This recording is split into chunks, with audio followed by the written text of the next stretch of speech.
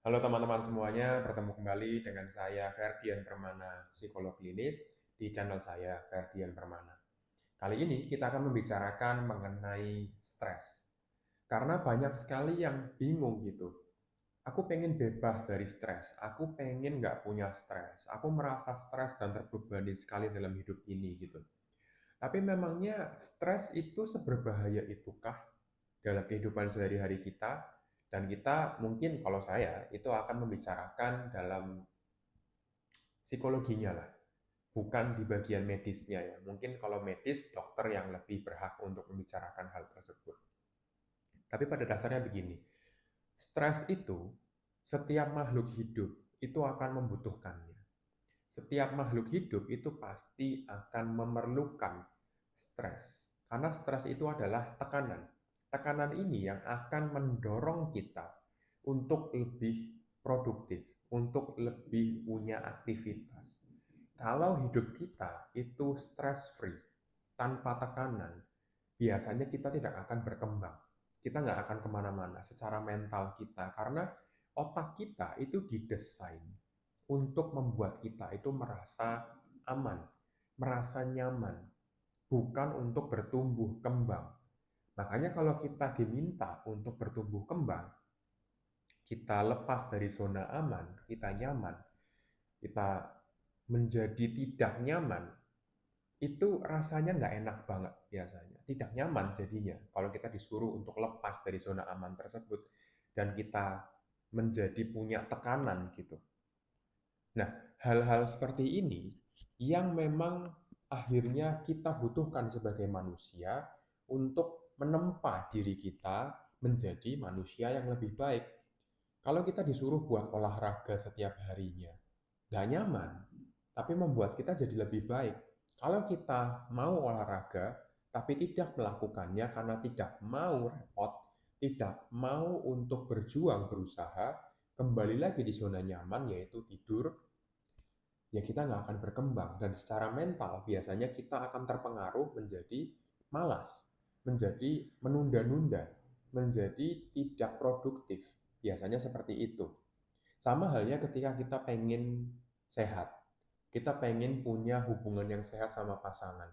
Tapi kita harus keluar dari zona nyaman kita, zona aman kita di mana kita harus berdebat.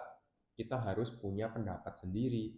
Kita harus mengungkapkan isi hati kita. Nggak nyaman, tapi akhirnya kan kita nggak lakukan. Kalau kita nggak lakukan, ya akhirnya kita stuck di situ-situ aja hubungannya, tidak akan berkembang menjadi yang lebih baik, gitu loh. Jadi pada intinya yang saya bicarakan hari ini adalah stres itu punya tujuan, punya manfaat supaya kita tidak selalu di zona aman. Ya, karena kita butuh stres tersebut untuk grow, bertumbuh kembang. Ketika kita kecil, ketika kita masih balita, kita itu selalu dihadapkan dengan apa namanya tujuan perkembangan kita, tujuan kita bertumbuh kembang. Ketika kita bertumbuh kembang, itu sakit. Ketika kita harus makan makanan padat, kemudian tumbuh gigi, itu sakit. Ketika kita harus berjalan berdiri, itu nggak nyaman. Oke, atau kita ketika harus vaksin, itu juga nggak nyaman, sakit dulu kan beberapa saat, beberapa hari. Tapi habis itu kita akan berkembang menjadi manusia yang lebih baik. Nah, pada intinya, makhluk hidup itu mengalami stres, membutuhkan stres untuk bertumbuh, untuk selalu naik level ke yang lebih tinggi. Dan seringkali orang merasa stres itu karena dia merasanya dia tidak punya kendali atas hidupnya sendiri. Dia merasanya tidak bisa menjalani hidup sesuai yang dia inginkan. Karena balik lagi seperti yang saya ceritakan di awal, kalau kita sudah sangat-sangat terbiasa dalam posisi zona aman, kita akan enggan untuk keluar dari zona aman tersebut. Akhirnya kita merasanya, aku nggak punya kontrol atas hidupku. Padahal sebetulnya punya. Aku bisa keluar dari zona aman itu, tapi tidak aku lakukan. Karena apa? Karena tidak nyaman. Karena tidak nyaman, kita kembali lagi ke zona aman dan kita mengeluh kayak gitu lagi. Aku nggak bisa, aku nggak enak, nggak nyaman, nggak bisa punya kendali atas hidupku. Padahal sebetulnya bisa. Tapi kamu tidak berani untuk merasakan kecewa, sakit, kemudian stres, tertekan. Kamu tidak membiarkan hidupmu mengalami itu. Pengennya ya lurus-lurus aja, biasa-biasa aja. Padahal hidup itu seharusnya tidak seperti itu. Kalau hidup kita hanya flat aja, membosankan. Akhirnya kita ya gitu-gitu aja.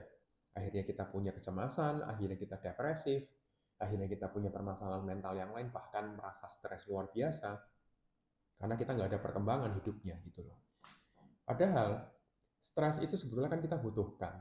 Ya meskipun ada stres yang positif yaitu eustress, ada juga stres yang negatif, distress. Stres yang positif ini adalah stres yang memang kita butuhkan dalam kehidupan sehari-hari. Misalnya besoknya kita mau ujian, mau ada suatu apa ya eh, apa yang tugas lah gitu harus kita lakukan gitu. Tapi sebelum kita melakukan tugas itu atau ada ujian itu, malamnya kan kita pasti belajar. Kita pasti mati-matian melakukan bimbingan, misalkan seperti itu. Itu kan nggak nyaman, itu kan sakit, itu kan melelahkan. Tapi itu kita lakukan supaya apa? Meskipun kita mengalami stres, tapi itu mengarahkan kita menuju kesuksesan dan kita akhirnya bisa menyelesaikan masalah dengan baik. Beda cerita kalau distress. Kalau distress, kita itu selalu akan down. Kita akan merasa apa ya, kayak jatuh gitu. Dan kita merasa tidak bisa menyelesaikan masalah kita sendiri. Contoh dari distress adalah ketika kita mengalami kecelakaan misalnya. Kita kan mengalami stres berat habis itu pasti. Kenapa aku kecelakaan? Kenapa kok aku ditabrak begini? Atau trauma. Trauma karena kecelakaan juga bisa, karena mungkin KDRT dan lain-lain, itu adalah distress. Sesuatu yang memang kita nggak bisa kontrol. Kita bisa dapatkan itu. Tapi orang kan seringkali menghindari itu semua sehingga dia ini tidak pernah merasakan emosi-emosi negatif seperti ini karena pengennya aman saja gitu. Nah, distress ini memang tidak berguna. Tidak berguna untuk kita alami, tapi pengalaman ini akan membuat kita menjadi manusia yang lebih baik. Biasanya seperti itu. Dan untuk mengatasi distress ini memang biasanya kita tidak bisa sendiri.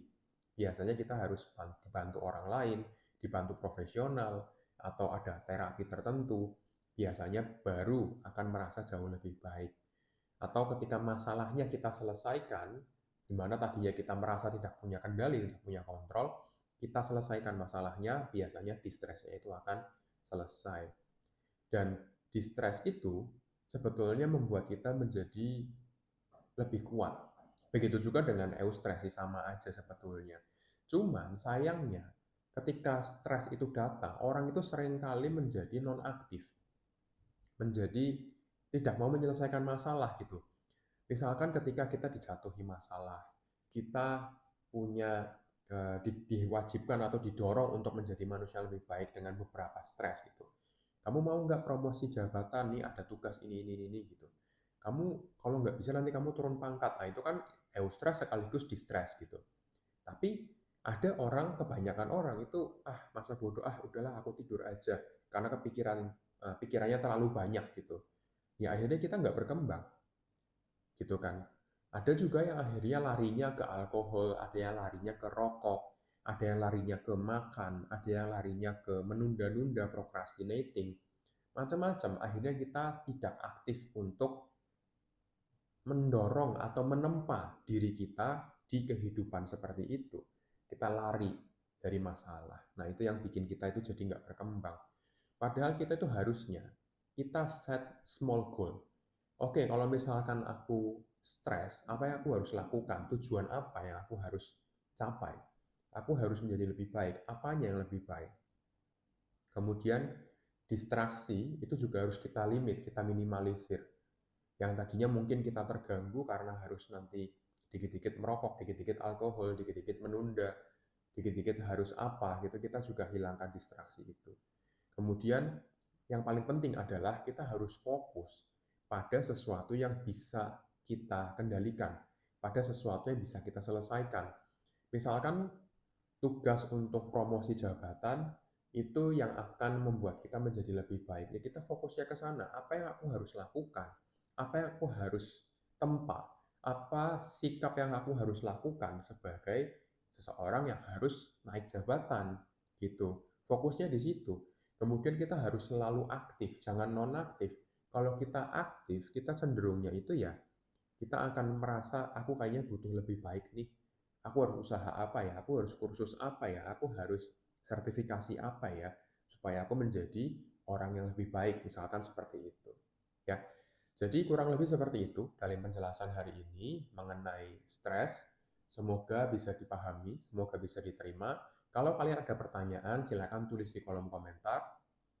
Jangan lupa untuk subscribe, jangan lupa untuk nyalakan lonceng notifikasi yang ada di sini, dan juga mungkin kalian bisa follow media sosial saya yaitu di Instagram kata psikologi_fp atau di TikTok dengan kata psikologi, dan nanti kalian bisa mendapatkan beberapa saran-saran, beberapa masalah-masalah psikologi, penjelasan-penjelasan yang juga di sana, dan juga kalian bisa mendengarkan podcast saya di Tanya Jiwa Podcast di Spotify dan di aplikasi Noise. Semoga untuk video hari ini bisa bermanfaat dan salam sehat jiwa untuk kita.